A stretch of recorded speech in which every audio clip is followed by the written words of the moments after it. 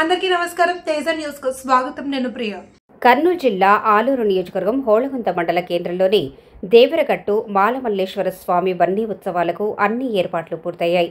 Adoni sub collector Maurya Bharadwaj media సమావేశంలో మాట్లాడుతూ CCTV, lighting, త్రాగునీరు, కరెంటు సప్లైతో సహా భక్తులకు అవసరమైన అన్ని సౌకర్యాలు ఏర్పాటు చేస్తున్నామని తెలిపారు.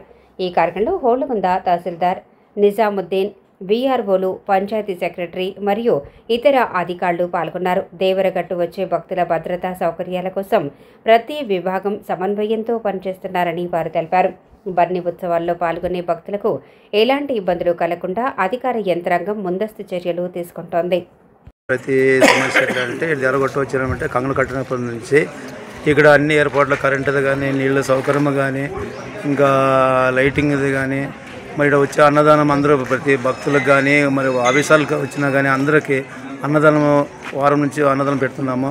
రేపు దసరా రోజు సీసీ కెమెరాలు కూడా అన్ని ఫుటేజ్ పెట్టినాము. అంతా మొత్తం సుమారు 800 సీసీ కెమెరాలు పెట్టినాము. మరి తర్వాత ఇంకోటి ఈడ రేపు 12 నుంచి మరి సాయంత్రం 6 గంటల వరకు అంతా చూసుకొని రేపు రాత్రి 12:30కి దేవుని కళ్యాణోత్సవం జరుగుతుంది. అక్కడ నుంచి మరి కిందకు వచ్చి సింహాసన కట్టాలో వచ్చి పూజ చేసుకుంటారు. తర్వాత ఇక్కడ మరి బయలుదేరి ముళ్ళబండ, రక్షబడ, ఇది పదలగట్టు, ఆయన తర్వాత బన్ని చెట్టుకు వచ్చి బన్ని చెట్టు నుంచి మరి వనికర కట్ట మీద వచ్చి తర్వాత కింద బసవన గుడి నుంచి ఆడ కార్యం చెప్తాడు. అయిన తర్వాత సింహాసన కట్టకి చేరుకుంటాడు మల్లేశ్వరం మాడమ్మవ్వ.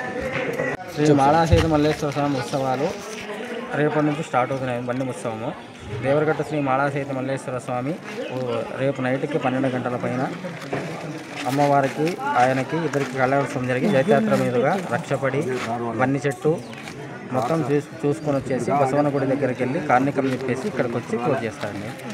ఇక్కడ కర్రలతో కొట్టుకోవడం అనేది ఏముండదు.